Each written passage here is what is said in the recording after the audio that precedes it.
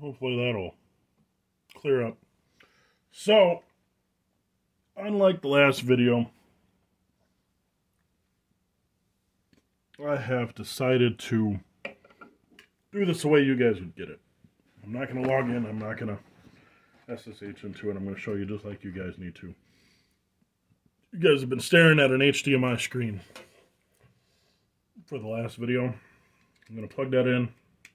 And it just so happens I got a keyboard right here as well. So, I am just going to remote, or not remote, but I'm going to hardline right into it. Show you guys firsthand what you're going to be looking at. I figured me cheating is cheating.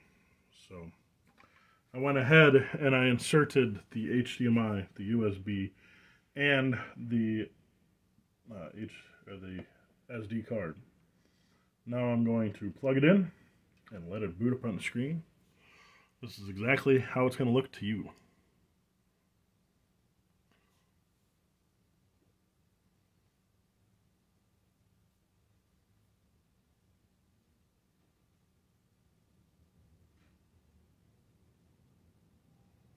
Again, you don't really need to worry about what that says. Voltage, bad voltage, so I got to get a new cord for it. So anyways, you were sent the login information in the welcome email from the network, which has the root password.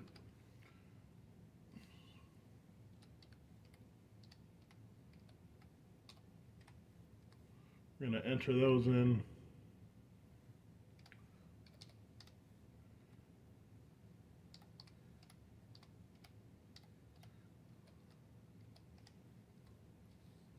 And there you have it. So this might be blurry to you, but the thing is the whole point of this is that you're actually here with it. You have done everything and are at this point with your own computer and can read it. So I don't want to hear, oh, it's blurry. That's not. Your end is possibly blurry, but if you are doing exactly as I'm telling you, you should be able to just follow along and read it yourself. Alright, simple question. Do you wish to continue? Of course. Your node number, or your station ID number. Station ID number will be given to you when you fill out the request to link with us form. So I'm going to use 627. Do you wish to add this station number? Yes. So this is a GMRS station. Arrow over and hit yes. If you want to enter your call sign, by all means, enter your call sign. If you do not wish to, by all means, you don't have to. Then it simply says hit no. Then if you didn't enter it, doesn't matter. Read that part. 4569 doesn't really matter. We don't do ports on TGLN, so doesn't matter. Hit OK. Then simply number 1. Then it says hit no. So hit no. And it says hit no again. Hit no. Alright. So in the welcome email, I have stated that I want you to make sure that it's fully working before I have you connect. Well, if you're using the prized, the introductory to this, I'm not even sure what the hell it's called. It's just an RF board. Get it on Amazon. If you are using this, then you need to still proceed. This is what this whole video is about, is actually programming this. But I tagged along because I figured if you're new, you're going to want to be having this video and then now this part. So we'll go ahead and get started with this. When you are looking at this, actually, we're getting ahead of ourselves. Right now, you probably do not have an IP address up on the top like mine has. Mine is picking up the network's defaulted. But if you do not have an IP address, which you probably will not have an IP address, simply go down to number 7, which is configure the Wi-Fi interface networking. Then number 1, hit enter. And then, do you wish to continue? Yes. You don't need to clear it. You don't have to. Manually enter, no. I never recommend manually entering. Unless you are entering in like hotspots or something that can't be on in your house at the same time.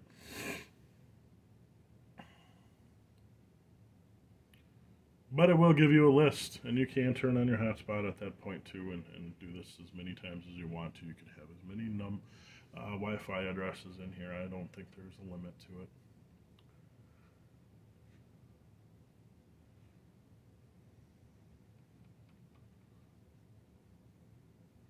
Alright, so there's the list of everything that this Pi is picking up that is in range of this Pi.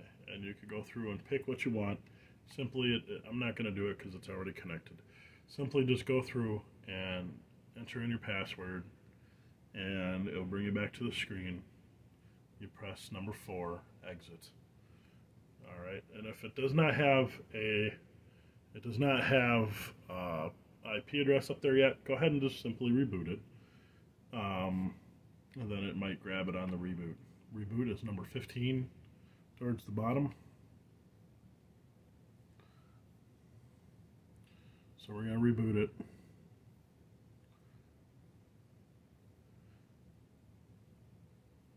Reboot, yes.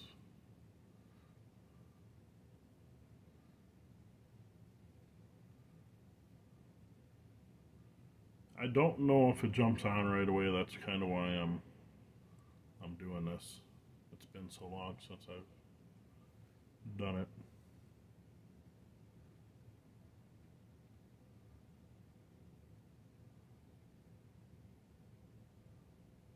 Alright, back to logging in again.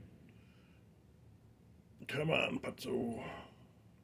There it goes. Back to logging in again.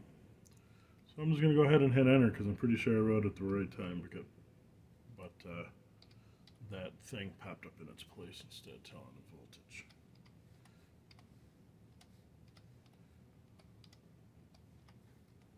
Alright. Right there is where your IP address will be.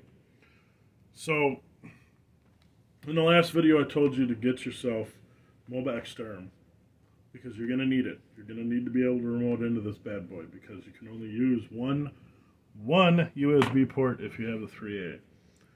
If you do not have the 3A and you have one of the other ones with a bigger, more USB ports, by all means, you can do it that way.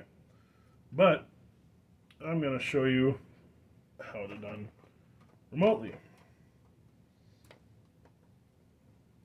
because I can't and I want to, and that's how it should be done anyways.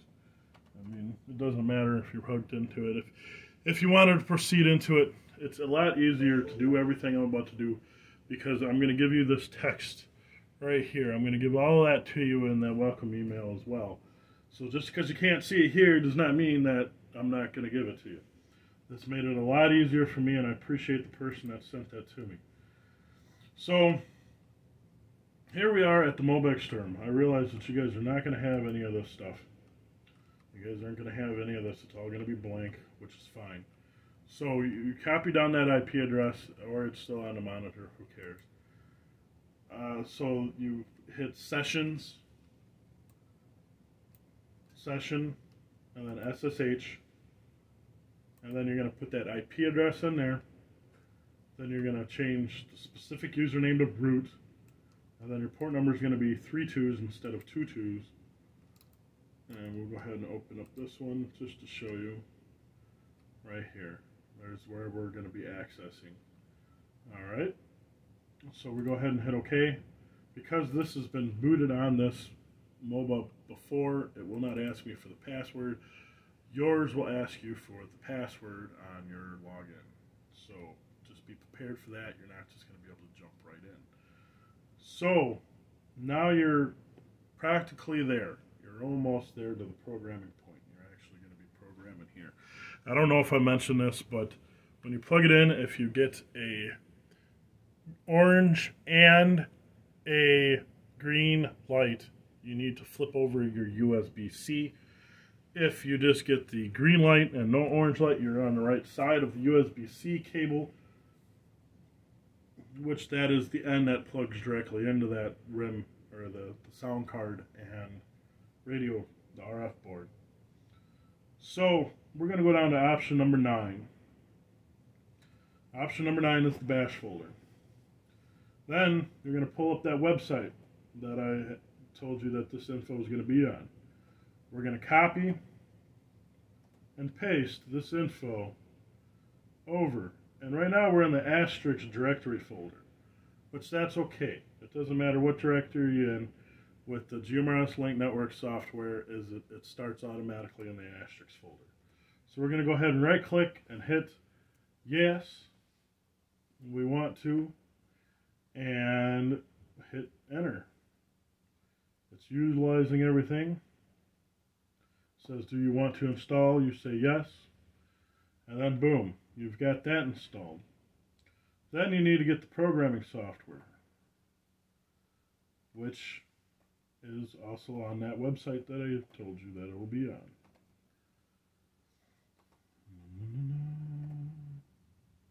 Then hit yes. Now it's installing the software.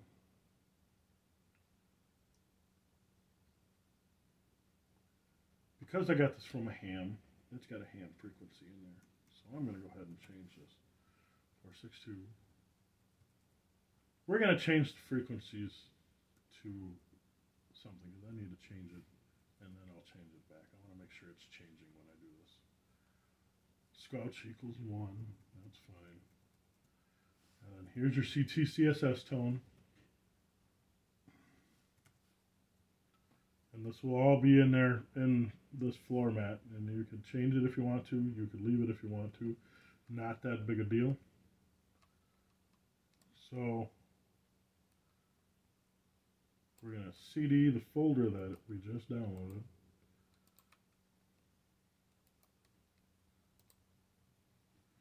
Now we're in that folder. Now we should be able to run this and copy it to the radio by just simply copy and pasting. Copy, paste, boom. It says OK. Now we're going to do volume levels 8. Alright. And then enter. And it says OK. So right now I cannot grab a radio and talk to that because the Simple Tune menu also needs to be 16, 15, 14. The Simple Tune menu also needs to be set up correctly. So now we're just going to type in the word exit, leaving us in that folder, which is not a big deal. Type in the word exit and go down to the Simple Tune menu, which is number 12. Number 12, you're going to edit letter J. Letter J is going to be number 2. Actually, I'm sorry, number 3, USB invert. And then, simply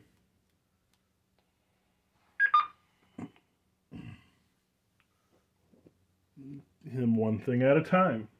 That doot-doot that you heard was another node. I put this on another node intentionally, and it's going to make a whole lot of noise. So, make sure you W to save it. Again, in the Simple Tune menu, all we changed was J to USB invert. L needs to be USB. You can see them right there. USB invert for J and L as USB. And then we W to save it and 0 to exit. We're almost there, folks. Simply unplug the radio interface. Flip it over. Plug it back in. Make sure it's all the way plugged in, and you should have a blinking light. When you key up, it should turn red. That means it changed the frequencies. Now, I am going to go back through the entire process because I need to change it off of my simplex node's frequency. So you could watch me if you want to.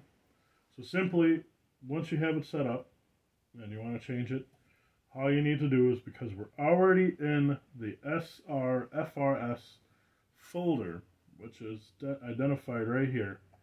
Seeing we're already in that folder, all we really need to do is arrow up, and then there it gives you the frequency and the PL tones. I am going to change that frequency from 675 to 550. And you always want to have the extra 0 at the end, because that's actually how it works. A lot of radios will take 3 digits. This might even automatically fill it, but you should always have 4. So then I'm going to simply just hit enter, and then it's going to write it to the radio. And then, again, you unplug it from the USB-C connector, flip it over, and now it's working. I changed the radio on my knob, and now it's all by itself. Thank you for the guy who sent me this Python command and the link for this. I do appreciate that, and this has definitely been a game changer. And yeah, thanks for watching. Check out GMRS.network for all the software and hardware and information